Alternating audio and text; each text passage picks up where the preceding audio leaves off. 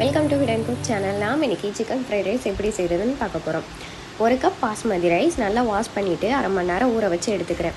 அடுத்து ஒரு பாத்திரத்தில் தண்ணி சேர்த்து ஹீட் பண்ணதுக்கப்புறமா கொஞ்சமாக எண்ணெய் சேர்த்துட்டு தேவையான அளவு உப்பு, அது கூட ஊற வச்ச அரிசியும் சேர்த்துக்கிறேன். எண்ணெய் சேர்க்குறதுனால அரிசி ஒன்றோட ஒன்று ஒட்டாமல் உதிரியாக வரும். 80% வெந்ததுக்கப்புறமா அரிசியை வடித்து ஒரு பாத்திரத்தில் எடுத்து வச்சுக்கலாம். அடுத்து ஒரு பேனில் எண்ணெய் சேர்த்துட்டு ஹீட் ஆனதுக்கப்புறமா முட்டை வறுத்து எடுத்துக்கலாம்.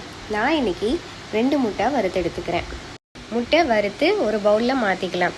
முட்டை வறுத்த பேன்லேயே தேவையான அளவு எண்ணெய் சேர்த்துட்டு கட் பண்ணி வச்சுருந்த காய்கறியெல்லாம் சேர்த்துக்கிறேன்.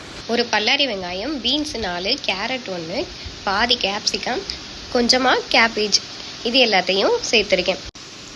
காய் ரொம்ப வேகணும்னு அவசியம் இல்லை, 3/4% வெந்தால் போதும்.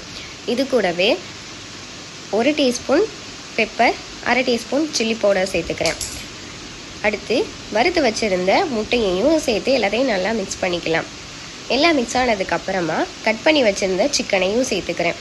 கூடவே வேக வச்சு எடுத்து வச்சுருந்த அரிசியையும் சேர்த்துட்டு ரொம்ப பொறுமையாக அரிசி உடஞ்சிராமல் கலந்துக்கணும். சூப்பரான சிக்கன் ஃப்ரைட் ரைஸ் ரெடி ஆயிடுச்சு. ஸோ கண்டிப்பாக இந்த ரெசிபியை ட்ரை பண்ணி ரசித்து ருசித்து சாப்பிடுங்க. தேங்க்ஸ் ஃபார் வாட்சிங்.